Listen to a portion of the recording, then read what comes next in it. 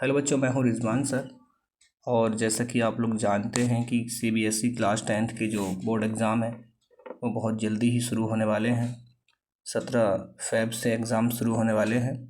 और उसी सीरीज़ में जो हमारा सोशल साइंस का एग्ज़ाम है वो 7 मार्च को होना है ना। तो जो हमारा सोशल साइंस का एग्ज़ाम है वो 7 मार्च को होना है। तो एग्ज़ाम से पहले हमें कुछ बातों का ध्यान रखना है। इस वीडियो का पर्पज़ ये है कि मैं इसमें आपको ये बताना चाहता हूँ कि किस तरह से आप अपनी स्टडी टेबल से लेकर एग्ज़ामिनेशन हॉल तक किन किन बातों का ध्यान आपको रखना है, स्टडी किस तरह से करनी है, क्वेश्चन आंसर जो आपके एग्ज़ाम में आएंगे उन क्वेश्चन को किस तरह से सॉल्व करना है, और भी कई सारी बातें हम इस वीडियो में करने वाले हैं। तो चलिए शुरू करते हैं हम वीडियो को। और सबसे पहले मैं वीडियो को एक पिक्चर के साथ शुरू करना चाहता हूँ। तो ये रहा आपका पिक्चर, ठीक है बच्चों। ज़रा देखिए आप लोग, ये आपको देखा हुआ लग रहा होगा। आपने इस पिक्चर को कई बार देखा भी होगा जब आप लोगों ने अभी प्री बोर्ड दिए होंगे या आप लोगों ने कोई भी मॉक टेस्ट दिया होगा। तो ये क्वेश्चन पेपर का जो सबसे ऊपरी हिस्सा होता है, जो ऊपर वाला पार्ट होता है वही है, ठीक है। तो आमतौर पे हम इन जनरल इंस्ट्रक्शन को काफ़ी जो है इग्नोर कर देते हैं और इनको पढ़ते नहीं हैं हम। तो क्योंकि आप लोग जानते हैं कि अभी जो हमारा एग्ज़ाम पैटर्न है वो काफ़ी चेंज हो चुका है और कुछ नए इंस्ट्रक्शन भी उसमें जुड़ चुके हैं। तो मेरे ख्याल से हमें थोड़ा एक बार पढ़ लेना चाहिए, ठीक है। तो सबसे पहला पॉइंट देखिए क्या है बच्चों। ये आपका जो है 38 क्वेश्चंस आएंगे पेपर में, ठीक है। सबसे पहला जो आपका पॉइंट है वो है कि there are 38 questions in question paper. तो पहली बात ये कि 38 क्वेश्चन होंगे और दूसरी बात ये कि 4 सेक्शंस होंगे, है ना। तो उसमें आपका जो सेक्शन ए है वो हिस्ट्री है, सेक्शन बी आपका ज्योग्राफी है, सेक्शन सी आपका पॉलिटिकल साइंस है और सेक्शन डी आपका इकोनॉमिक्स है। उसके बाद देखिए थर्ड पॉइंट कि जो आपका ईच सेक्शन है वो 20 मार्क का है। 20 मार्क का है यानी कि चारों ही जो आपके सेक्शन है उनकी वेटेज बराबर है। और हर सेक्शन में आपको देखिए इस तरह के क्वेश्चन देखने को मिलेंगे। सबसे पहले आपका एमसीक्यू देखने को मिलेगा आपको, उसके बाद वेरी शॉर्ट, उसके बाद आपको शॉर्ट और फिर लॉन्ग क्वेश्चंस और केस बेस्ड क्वेश्चंस भी आपको देखने को मिलेंगे। और साथ ही साथ कुछ क्वेश्चंस में आपको मैप भी देखने को मिलेगा, ठीक है। तो ये बात हो गई। उसके बाद देखिए बच्चों, यहाँ पर आपको जो क्वेश्चंस है उनके मार्क दे रखे हैं कि जैसे कि आपका जो एमसीक्यू है वो 1 नंबर का होता है ना। और जो आपका वेरी शॉर्ट होता है वो आपका 2 मार्क का होता है, वेरी शॉर्ट। शॉर्ट आपका 3 मार्क का होता है। उसके बाद जो आपके लॉन्ग आंसर है वो 5 मार्क के हैं, है ना।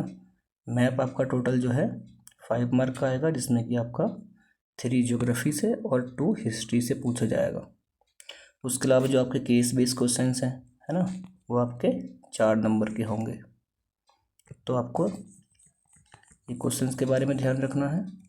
और उसके बाद देखिए बच्चों, आपका जो मोस्ट इम्पोर्टेंट पॉइंट है जो मैं आपको बताना चाहता हूँ वो ये है कि जो आपका केस बेस्ड क्वेश्चंस है तो उसमें आपको एक बात ध्यान रखनी है। देखिए लास्ट में एक लाइन दी हुई है, answers to each question should not exceed 100 words, है ना। ये इम्पोर्टेंट लाइन है। इसमें कहा ही जा रहा है कि जो आपके केस बेस्ड क्वेश्चंस आते हैं तो बच्चे आमतौर पर इसमें ऐसा करते हैं कि जो पैसेज आया हुआ है, पूरा पैराग्राफ आया हुआ है, क्वेश्चंस के आंसर में उस पूरे पैराग्राफ को कॉपी कर देते हैं, या जहाँ कहीं से भी जो लाइन मैच हो रही होती है क्वेश्चन की आंसर में, पैसेज में, उसको पूरा उठा के कॉपी कर देते हैं। तो आपको ऐसा नहीं करना है। आपको क्या करना है, आपको टू द पॉइंट लिखना है और जो आपका आंसर है वो 100 से ज़्यादा वर्ड्स का नहीं होना चाहिए। उसके बाद एक पॉइंट और देखिए बच्चों आप, तो क्या है आपका, आप पॉइंट नंबर 10 देखेंगे एक बार। तो पॉइंट नंबर 10 ये है आपका कि कुछ क्वेश्चंस आप देखते हैं पेपर में, कुछ सेपरेट क्वेश्चंस होते हैं जो कि विजुअली इम्पेयर्ड स्टूडेंट्स के लिए होते हैं, वो आपके लिए नहीं है। जैसे आपने कई बार देखा होगा कोई MCQ क्वेश्चन होता है और उसके और में एक क्वेश्चन और दे रखा होता है MCQ। ये होता कब है? जब आप कोई पिक्चर बेस वाला MCQ दे रखा हो, इस किस पार्टी का सिंबल है या कार्टून क्या शो कर रहा है, उस तरह के क्वेश्चंस में आपको ये देखने को मिलता है। तो आपको क्या करना है, आपको सिर्फ अपना वाला ही क्वेश्चन करना है, एक्स्ट्रा क्वेश्चन नहीं करना है, ठीक है। इस पर ध्यान आपको देना है। उसके बाद देखिए बच्चों, ये आपके जनरल इंस्ट्रक्शंस हो गए हैं, ठीक है। इन जनरल इंस्ट्रक्शन को आप ध्यान से अभी पढ़ लेंगे, क्योंकि अगर आप अभी से पढ़ लेंगे तो जो आपका मेन एग्ज़ाम होगा उसमें आपको बहुत ध्यान से, अगर नहीं भी पढ़ेंगे आप तब भी आपको सारी चीज़ें ऑलरेडी पता होंगी, ठीक है। तो चलिए, अब हमारा जो नेक्स्ट इस वीडियो का जो पोर्शन है वो ये है कि उसमें हम ये सीखेंगे कि एक अच्छा आंसर किस तरह से हमको लिखना है, ठीक है। एक अच्छा आंसर कैसे लिखना है और कैसे हम मैक्सिमम मार्क ले सकते हैं। सबसे पहला जो आपको पॉइंट दिख रहा है वो ये है कि रीड क्वेश्चन प्रॉपरली, है ना। ऐसा कहा जाता है कि भाई क्वेश्चन को समझ लेना ही आधा जो है जवाब होता है ना। तो क्वेश्चन को पढ़ लेना ही आधा जवाब होता है, ये काफ़ी गहरी लाइन है। क्योंकि अगर आप क्वेश्चन को समझेंगे ही नहीं तो आप आंसर क्या लिखेंगे, है ना। कई बार ऐसा होता है कि हम किसी क्वेश्चन को बहुत जल्दबाजी में पढ़ लेते हैं और उसमें कहीं बीच में नहीं दे रखा होता है। ऐसा MCQ में ज़्यादातर देखने को मिलता है और हम उस नहीं को इग्नोर करके अपोजिट आंसर लिख देते हैं बिल्कुल। तो एक छोटी सी गलती हमें जो है हमारे नंबर कटवा देती है। तो एक तो मैंने एग्जांपल के तौर पर बता दिया, उसके अलावा भी आपको जब आप कोई लॉन्ग आंसर लिख रहे हैं, शॉर्ट आंसर भी लिख रहे हैं आप, तो आपको जो है क्वेश्चन को बहुत अच्छे से पढ़ के समझना है पहले क्वेश्चन को। उसके बाद जैसा सवाल वैसा ही उसका आंसर देना है। फिर आप जो दूसरा पॉइंट देखेंगे तो दूसरा इसी से रिलेटेड है कि आंसर में जो पूछा, क्वेश्चन में जो पूछा गया है आपको वही लिखना है, यानी answer what is asked, don't overwrite. यानी सवाल जो पूछा गया है आपको उसी का आंसर देना है। ऐसा हो सकता है कि किसी क्वेश्चन में आपको जो है जो सवाल पूछा गया है उसमें आपको बहुत नॉलेज हो, उस बारे में बहुत सारे उसके पॉइंट्स पता हों आपको, तो आपको उतने ही पॉइंट लिखने हैं, उतना ही लिखना है जितना पूछा गया है। ओवर राइटिंग आपको नहीं करनी है, क्योंकि इसके दो नुकसान हैं कि जब आप ओवर राइटिंग करते हैं तो जाहिर सी बात है जितना ज़्यादा आप लिखेंगे तो गलतियाँ होने के चांस भी ज़्यादा रहते हैं। दूसरी बात यह है कि मोस्ट इम्पोर्टेंट कि आपका टाइम मैनेजमेंट है ना, क्योंकि आप जो लिखते हैं उसका इम्पैक्ट जो है आपके टाइम पे पड़ेगा। जाहिर सी बात है कि आपने एक क्वेश्चन तो बहुत ज़्यादा 2 मार्क या 3 मार्क का क्वेश्चन था, आपने उसको बहुत लेंथी लिख दिया, वहीं आपको टाइम नहीं मिल पाया, फिर तो आपने लॉन्ग क्वेश्चन बहुत छोटा कर दिया। आप तीसरा पॉइंट देखेंगे बच्चों, ये इसी से रिलेटेड है, देखिए वर्ड लिमिट, है ना। वही बात है कि जब भी आप कोई आंसर लिखेंगे तो आप वर्ड लिमिट का ध्यान रखेंगे। तो जब आप वर्ड लिमिट का ध्यान रखेंगे तो जाहिर सी बात है आप 2 पॉइंट लिखेंगे। दूसरी बात, वर्ड लिमिट का मतलब ये नहीं कि कम ही लिखना है, वर्ड लिमिट का मतलब कितना लिखना है ये है। फॉर एग्जांपल कि आप कोई भी क्वेश्चन है जो 5 मार्क का है, लॉन्ग क्वेश्चन है, उसको जब आप अटैम्प्ट कर रहे हैं तो उसको आप प्रॉपरली 5 पॉइंट्स कम से कम आप लिखेंगे और अच्छे से उनको एक्सप्लेन करेंगे। एक्सप्लेन का मतलब कि आप उसको बहुत ज़्यादा एक्सप्लेन नहीं करना है, आप इतना करना है कि आप कोई पॉइंट लिख रहे हैं तो उसको 1-2 लाइन में अपनी बात को समझा दें या उससे रिलेटेड कोई एग्जाम्पल भी इसमें ऐड कर दें, ठीक है। तो ये एक बात हो गई। उसके अलावा आप जब आप शॉर्ट आंसर लिख रहे हैं, 3 मार्क का या 2 मार्क का लिख रहे हैं, तो जो मार्क आपके क्वेश्चन के हैं उसके अकॉर्डिंग ही उसके साथ ट्रीट करना है आपको, है ना। जितने मार्क का आपका क्वेश्चन है कम से कम उतने पॉइंट्स आपको लिखकर एक्सप्लेन थोड़ा सा कर देना है। जब आप 3 मार्क का कर रहे हैं तो आप कम से कम 3 वैलिड पॉइंट उसमें लिख देंगे विद एक्सप्लेनेशन। एक इम्पोर्टेंट बात यह है कि जब आप MCQ करते हैं, अब MCQ करने के कई तरीके होते हैं। कुछ बच्चे जो है MCQ इस तरह से करते हैं, for example question number 1 MCQ का है और क्वेश्चन नंबर 1 का आंसर मान के चलिए B है, तो वो सिर्फ B लिख के छोड़ देते हैं, है ना। हालांकि ये तरीका ठीक है, इसमें आपको मार्क मिल जाते हैं, लेकिन हमें जो है ज़्यादा अच्छा जो तरीका उसको अपनाना है। फॉर एग्ज़ाम्पल कि अगर बी ऑप्शन जो है उसमें आगे कुछ तो लिखा ही होगा, है ना। जैसे फॉर एग्जांपल उसके आगे लिखा हुआ है कि सर्विस सेक्टर लिखा है मान के चलिए, है ना। तो आप उस वर्ड को लिख देंगे उसके आगे, जो भी उसके आगे लिखा हुआ है तो उस वर्ड को भी लिख देंगे कि वर्ड, ये जो MCQ होते हैं इनके जो आंसर ज़्यादा, जो ऑप्शन में ज़्यादा लेंथी नहीं होते हैं, 1 से 2 वर्ड के होते हैं या मैक्सिमम 1 सेंटेंस से 2 सेंटेंस के होते हैं। तो उसे लिखने में आपका ज़्यादा टाइम नहीं जाएगा और आपको जो है देख कर ही लिखना है, उसमें कोई अपना अलग से लिखना है, तो ये बहुत जल्दी से आप लिख सकते हैं। ये चीज़ हो गई। उसके अलावा आपको देखिए एक पॉइंट है केस बेस्ड क्वेश्चन, जो कि ऑलरेडी मैंने आपको पीछे बताया था कि जब आप केस बेस्ड क्वेश्चन कर रहे हैं तो वर्ड लिमिट का ध्यान रखेंगे, 100 से ज़्यादा वर्ड आपको नहीं लिखने, ये हम पहले डिस्कस कर चुके हैं। उसके बाद जब आप आंसर लिखते हैं बच्चों, तो अब आपको थोड़ा सा क्रिएटिव बनना है ना। बहुत ज़्यादा स्टाइलिश चीज़ें नहीं करनी है, लेकिन थोड़ा सा क्रिएटिव बनना है। जैसे पॉइंट नंबर 4 में लिखा है कि अंडरलाइन हेडिंग्स, सब हेडिंग्स और कीवर्ड्स। लेकिन जब आप कोई लॉन्ग आंसर लिख रहे हैं या शॉर्ट आंसर लिख रहे हैं तो जाहिर सी बात है कि हर पॉइंट, जो आपने जो भी पॉइंट लिखे हैं उन पॉइंट्स में कुछ ना कुछ तो जो कीवर्ड ज़रूर होते हैं। तो आप अपने कीवर्ड्स को अंडरलाइन कर सकते हैं, है ना, ताकि वो एक हाईलाइटेड रहें, है ना। ये आपको रंग बिरंगे पेन से नहीं करना है, जो पेन आप यूज़ करना है उसी से कर सकते हैं आप, है ना। ये कई बार बच्चे पेंसिल से भी कर देते हैं उसको, तो वो भी चल जाता है, उसमें कोई इशू नहीं है, ठीक है। तो आपके जो भी कीवर्ड हैं या सब हेडिंग्स या हेडिंग्स हैं, इनमें आप बुलेट पॉइंट का इस्तेमाल कर सकते हैं और की जो वर्ड्स हैं उनको अंडरलाइन कर सकते हैं, जिससे कि आपका आंसर बहुत ज़्यादा जो है अच्छा दिखता है। उसके बाद ये पॉइंट हम ऑलरेडी डिस्कस कर चुके हैं, मैंने आपको पहले ही बता दिया उसमें, है ना, कि एक्सप्लेन विथ सुटेबल एग्जाम्पल्स, कि जब आप कोई भी आंसर लिखते हैं तो जब आप कोई आंसर लिखते हैं उसमें जब आप कोई पॉइंट को एक्सप्लेन करते हैं तो एग्जाम्पल इस तरह का दें जो उससे सूटेबल हो, है ना। और एकेडमिक लैंग्वेज में एग्जाम्पल दें, और जो चैप्टर से रिलेटेड एग्जाम्पल्स जो आपकी बुक में कई बार दे रखे होते हैं, अगर आप उनको दे पाते हैं तो और अच्छी बात है। ऐसा कोई कंपल्सन नहीं है, आप अपनी तरफ से भी एग्जाम्पल दे सकते हैं वैसे, ठीक है। उसके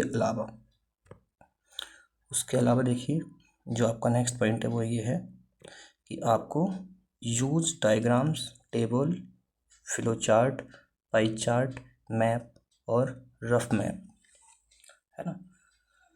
देखिए चाहे आपसे पूछा गया है नहीं पूछा गया है, आप क्या कर सकते हैं, जब आप लॉन्ग आंसर लिख रहे हैं या फिर आप शॉर्ट आंसर लिख रहे हैं तो उसको लिखते समय आप कुछ डायग्राम्स का इस्तेमाल कर सकते हैं, है ना। कहीं पर आप मैप बना सकते हैं, ठीक है। या कहीं कोई डेटा आपको अगर देना है तो उस डेटा को सिंपली ना देकर हम टेबल की फॉर्म में दे सकते हैं, है ना। कि आप जब कोई डेटा दे रहे हैं फॉर एग्जांपल इस तरह से, तो आप उस डेटा को जो है टेबल की फॉर्म में दे सकते हैं। उसके अलावा जैसे आप कोई लॉन्ग आंसर करते हैं या शॉर्ट आंसर भी करते हैं तो आप कई बार डिफरेंशिएट वाले क्वेश्चन आपके सामने आते हैं, जैसे ऑर्गेनाइज अनऑर्गेनाइज में आप डिफरेंस बताइए, तो उसको आप टेबल में कर सकते हैं, है ना।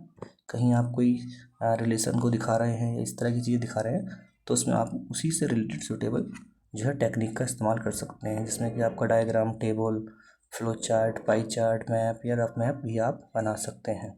ये आपके आंसर में जो है और प्लस पॉइंट कर देता है, आपके आंसर को और अच्छा बना देता है, ठीक है।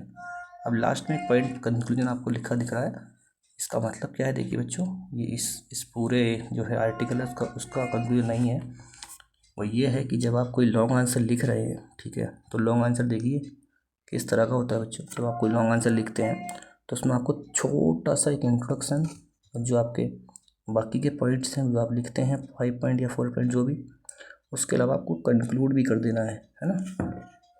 कंक्लूड जरूर करना है आपको लॉन्ग आंसर, जो भी आपने पूरी बात यहाँ बताई है उसको 2 लाइन में, सिर्फ 2 लाइन में आप उसको कंक्लूड कर दें, जिससे कि आपका आंसर बहुत अच्छा दिखेगा और उसमें फुल मार्क मिलने की पूरे जो है चांस आपके बन जाएंगे, ठीक है।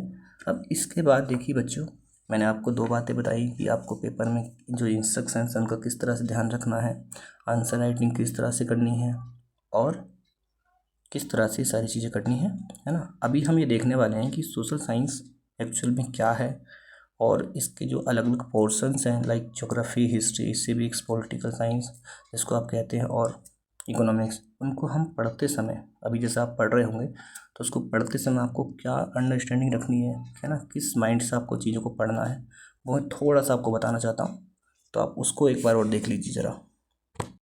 देखिए भैया, सबसे पहले आपको ये समझना है कि जो हमारा सोशल साइंस है, ये सामाजिक विज्ञान है, वो केवल प्रश्नोत्तर या रटने वाला या याद करने वाला सब्जेक्ट नहीं है ना। ये जो हमारा समाज है, जो हमारी सोसाइटी है, उसको समझने वाला जो है एक सब्जेक्ट है। सोशल साइंस को बच्चे जो हैं सबसे ज़्यादा हल्के में लेते हैं, है ना। जबकि ये सब्जेक्ट बहुत ही प्यारा सब्जेक्ट है, आपका रिजल्ट बनाता है ये सब्जेक्ट।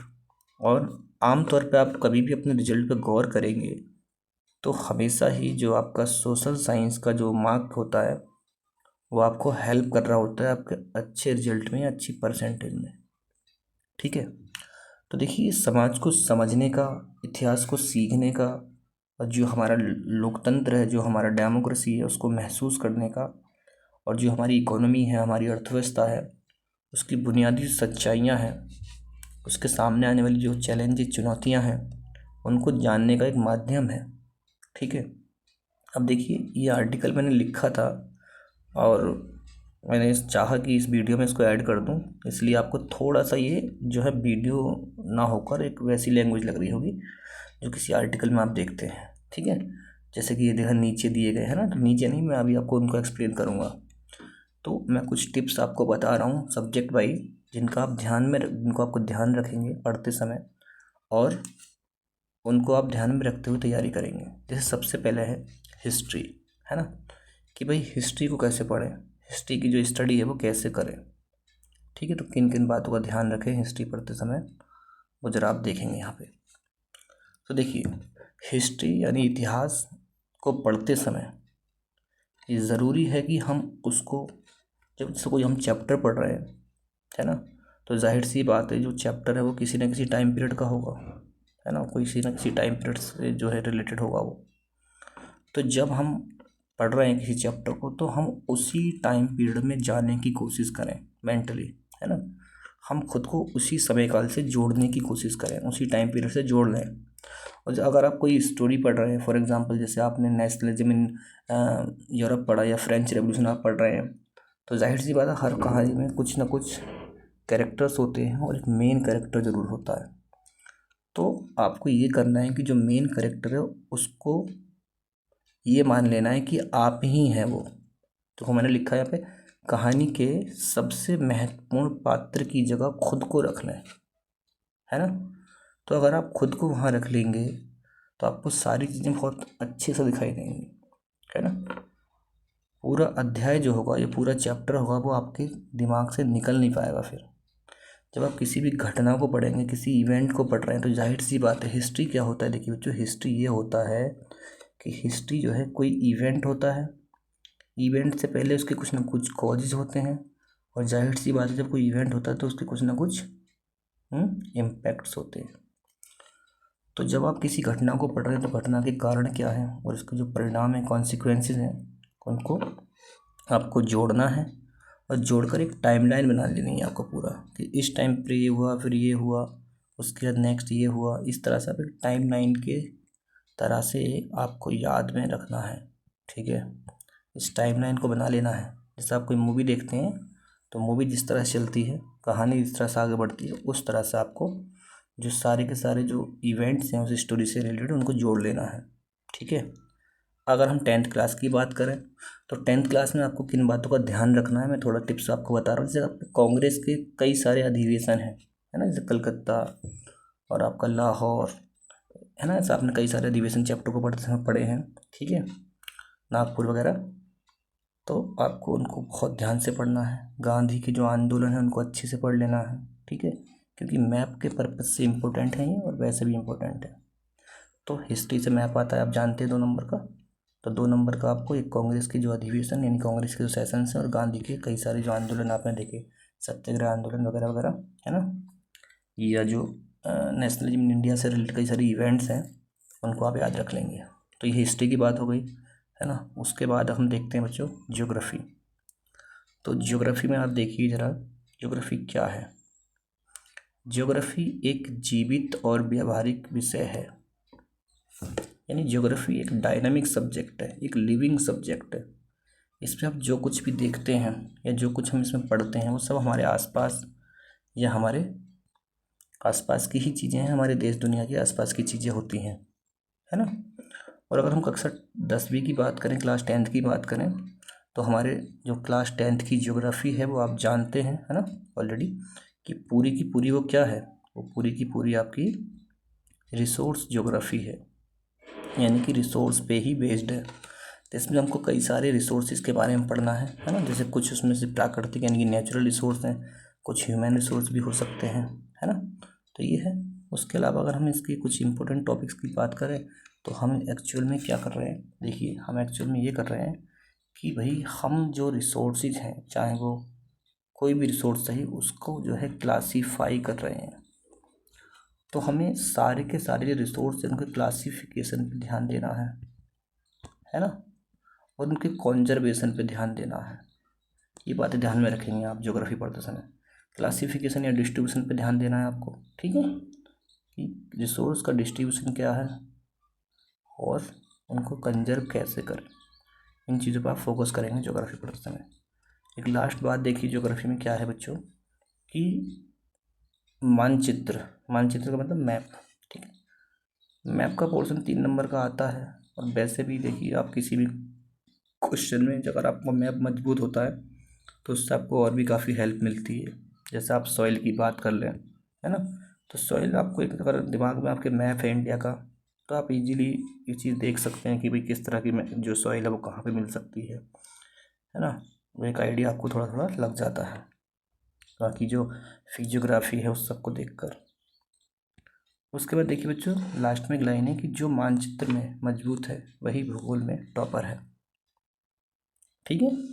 तो जो मानचित्र या मैप होता है वो ज्योग्राफी का सबसे जो है इम्पोर्टेंट टूल होता है। तो जो बच्चा, जो स्टूडेंट जो है मानचित्र में अच्छा है, मैप में अच्छा है, तो उसे काफ़ी जो है हेल्प मिलती है। उसके बाद अगर हम पॉलिटिकल साइंस की बात करें बच्चों, सिविक्स जिसे आप कहते हैं, पॉलिटिकल साइंस नाम है इसका, देखिए। तो जब आप पॉलिटिकल साइंस पढ़ते हैं तो आपको देखिए लोकतंत्र, आप जानते हैं, आपने 9th क्लास से एक सफ़र शुरू किया था, what is democracy, Y democracy, है ना। ये उसी का जो है अगला पार्ट है जो आप 10th में पढ़ रहे हैं, है ना। और व्हाट इज से लेके लास्ट पे जो आपका 10th का लास्ट का चैप्टर वो आउटकम है ना। आउटकम कि जो हमारा डेमोक्रेटिक सेटअप है उस पूरे के जो फीचर्स हैं, उसकी जो खासियत है, उसकी जो अच्छाइयाँ हैं, उसकी जो बुराइयाँ हैं, वो सभी तो पढ़ रहे हैं हम।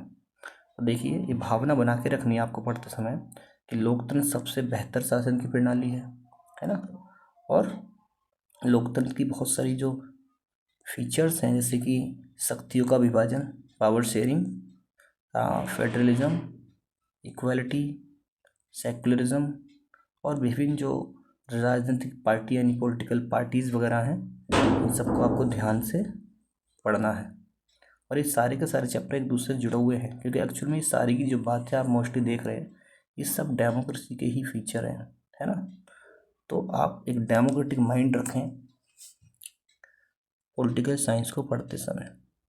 अब थोड़ा हम इकोनॉमिक्स की बात कर लेते हैं, ठीक है। तो ज़रा देखिए बच्चों इकोनॉमिक्स क्या है, इसको कैसे पढ़ना है, कौन से पॉइंट को ध्यान में रखना है ज़्यादातर।